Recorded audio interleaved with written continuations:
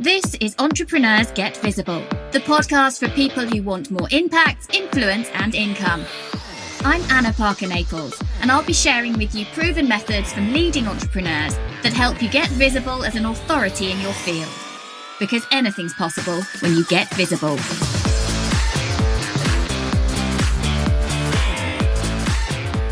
How do you build a really strong personal brand? That's what I want to speak to you about today.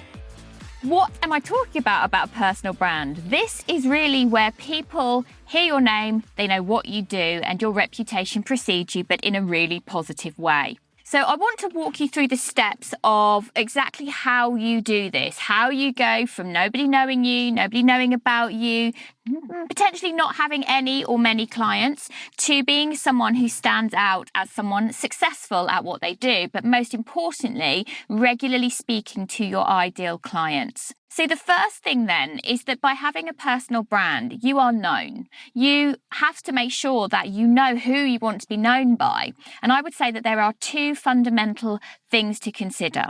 First of all, you need to know who it is you want to serve, who it is you want to work with. Because when you know that and you're really clear on that ideal client, it's not because you're going to be able to just be warm and fluffy towards them. It's because you are going to position yourself into places online and normally in real life in person. So you want to make sure that you understand who they are so that you can go and find them. The second thing you're going to do is make sure that you understand who it is you want to be associated alongside. So these might be the leaders in your field. These might be people who are one or two rungs up the ladder from where you are right now. You want to be aware of who in your industry doing similar things to you want to position yourself alongside. So let's say in 3 years' time, you want to be an equal of theirs or be perceived in that way. You need to know who those people are so that you can make sure you position yourself powerfully and deliberately and intentionally craft your own credibility so that you can reach out to them and potentially become a collaborator with them later on. So once you know those two camps of people, the people you want to serve and the people you want to be positioned alongside, then you can get super active getting in the communities and on the social media posts that they are creating and that they are taking part in. So this is particularly true of Facebook groups. You want to know where those people are. You want to know, for example, if you wanted to get in front of speakers, that you would want to be inside an association like the Professional Speakers Association or Facebook groups that fulfill a similar need to that. So what's amazing about the world we live in is that you can do this remotely. You can connect with people on the other side of the world by getting inside the right Facebook groups. Do not dismiss them. Facebook groups are not dead. They are still hugely, hugely valuable. Once you know where those people hang out, you can get super active. You can make sure you're commenting, liking, supporting. Because you know what? If you show up for other people, they will go and check you out. Not through one post, not through one comment, not through one like, but through consistent but non-stalkerish behaviour. So the next step then is making sure that your profiles, whether it is Facebook, your page, your profile, particularly your personal profile, this is a place where people often forget to put their business information on there. Your Instagram handle, your Twitter, your LinkedIn, making sure that wherever you're showing up, even if you're not delivering your own content yet, and we'll come to that in a moment, but where you are liking, supporting and commenting, people, when they click on your profile to see who you are, it shouts what you do. It smacks them in the face that that's the thing that you deliver value on. So when you've done that, you then need to make sure that you are showing up with consistent, valuable content. And becoming one of the best things you can do for your business is become super good at delivering content. So this is not necessarily just putting out quotes. That's not necessarily on Facebook, LinkedIn, and Twitter, particularly going to help you build your credibility. Over on Instagram, it does a different job and it can actually serve a different purpose. But you need to be positioning your expertise and your value over and over and over again in a way that's engaging and that speaks to that ideal client. So one of the things you really, really need to get good at is creating social media posts that are not generic and bland. You need to make sure that they speak, that they share a bit of your story, they share a bit of your personality. And you don't have to put everything into one post. This is being drip-fed, but intentionally over a longer period of time. You want to make sure that you're bringing into your friends and your followers and your followings people who are your ideal client and people you want to be positioned alongside. This is something you need to be intentional about. One of the biggest areas of growth for me, about 2 years ago, was we focused on LinkedIn on connecting with the correct kind of people who were going to be attracted to what I have to offer.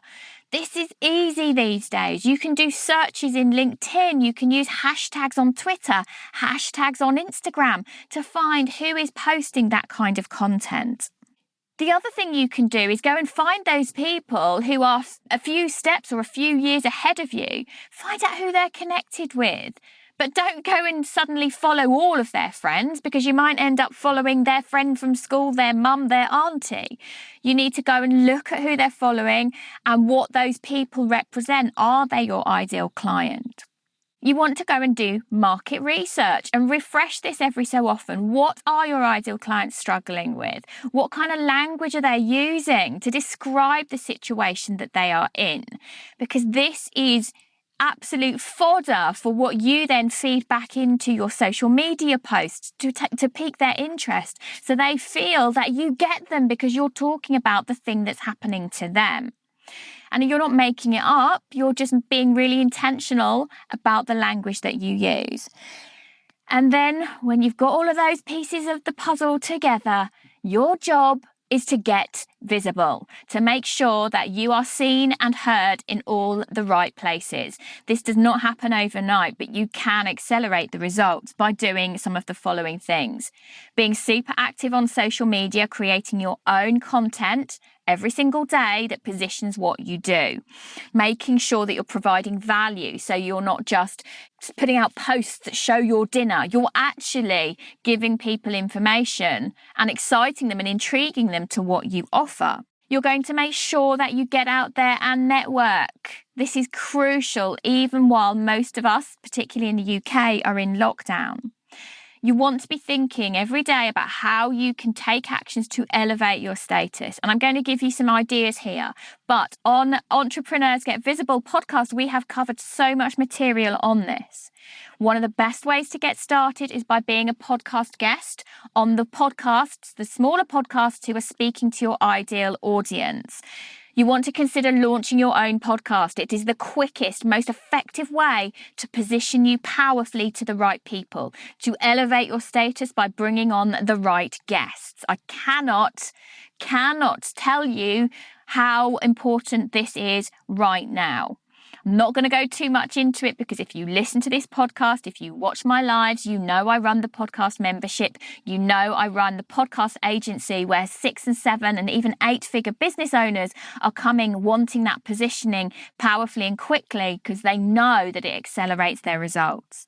You can apply for awards, even if you're right at the start of your business. There are many local awards who like to celebrate new business owners. So if you've got a new business or you've gone in a slightly different direction, there are even many awards right now for people who changed their business and changed their messaging through pivoting during lockdown number 1. So you want to find out about local, national and international awards for your business.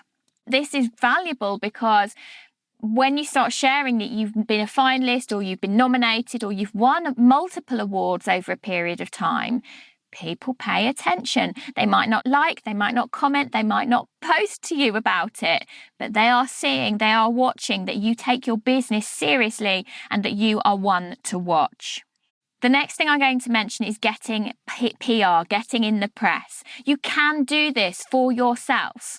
You can absolutely do this for yourself. I know that within days of launching my first online business, we'd managed to get in Happyful, we'd managed to get in Psychology's magazine, we'd managed to generate interest from BBC Radio. But it doesn't happen without you making it happen. And one of the best ways to accelerate those results is to get PR.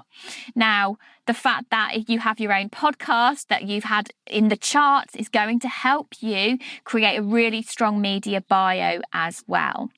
The next thing then is learning how to launch. So whatever it is you have to offer, whether it's coaching, whether it's a product, whether it's a service, when you learn how to launch, you're going to generate much more interest from your ideal client than just a general drip feed of come and work with me, because there's a consolidated effort on your behalf and a consolidated amount of energy that is being transmuted to those ideal clients. But before you learn how to launch, you want to make sure that you have great freebies, great opt-ins. You are delivering great free value, not because you want to give it all away for free, but because you want to powerfully position yourself and increase your list. The more people you are messaging from your list on a daily or weekly basis or whatever you're comfortable with, the more influence you can have. And the final thing I'm going to say to you is the sooner you can write your book that positions your expertise on what you do without the fuss. A book does not have to take years and years and years to create when it's an expert positioning book. The sooner you can get that created, the more you can accelerate your podcast, the more you can accelerate your business, and everything. These personal brand building blocks all work together to position you powerfully. So in the next 12 to 18 months, you could have a powerful podcast launch. You could be connected with influential people in your field. You could have a successful YouTube channel. You could make sure that you have all of the pieces in place so that you are positioning yourself really credibly in your industry in the eyes of your ideal client.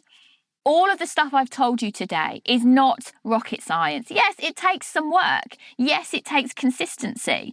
But without those pieces of the puzzle, if nobody knows about you, they won't listen to your podcast. If nobody knows about you, they won't read your book. If nobody knows about you, they won't get on your list. So think about this all the time. How can I get super visible? How can I amplify my message so that I am seen, heard, and remembered by the right people as the person who delivers on and has the knowledge on my own area of expertise?